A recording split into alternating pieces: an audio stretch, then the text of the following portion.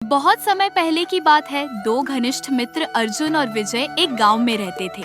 दोनों बचपन से साथ खेले थे, एक साथ स्कूल गए और बड़े होकर भी उनकी दोस्ती वैसी ही बनी रही। वे एक दूसरे की मदद के लिए हमेशा तैयार रहते और सब लोग उनकी दोस्ती की मिसाल देते थे।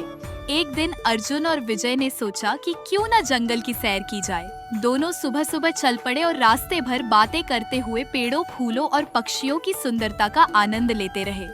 लेकिन कुछ दूर जाकर जंगल घना होने लगा और माहौल थोड़ा डरावना भी। अचानक झाड़ियों में कुछ सरसराने की आवाज आई। वे दोनों रुक गए। तभी एक बड़ा सा भालू झाड़ियों से निकलकर उनके सामने आ गया। दोनों डर के मारे कांपने लगे। अर्जुन को तुरंत खतरे का एहसास हुआ और वह बिना कुछ कहे दौड़कर पास के एक ऊंचे पेड़ पर चढ़ गया। उसने पीछे मुड़कर विजय की तरफ देखा तक नहीं। विजय को पेड़ पर चढ़ना नहीं आता था और वह समझ गया कि अब उसकी मदद कोई नहीं करेगा। लेकिन विजय ने हिम्मत नहीं हारी।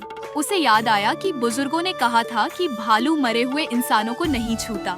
वह तुरंत जमीन पर लेट गया, अपनी सांस रोक ली और शरीर को बिल्कुल शांत कर लिया। भालू उसके पास आया, उसके चेहरे को करीब से सूंघा, उसके कान के पास फुफकारा और फिर कुछ देर देखने के बाद वापस लौट गया।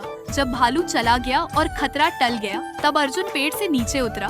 उसने विजय की ओर देखा और हंसते हुए मजाक में कहा, अरे वाह, भालू तो तुम्हारे बहुत पास आया था। जरा बताओ तो उसने तुम्हारे कान में क्या कहा? विजय ने धीरे से मुस्कुराते हुए जवाब दिया, भालू ने मुझे यह कहा कि जो दोस्त मुश्किल वक्त में तुम्हें अकेला छोड़ दे, उस पर कभी भरोसा मत करना।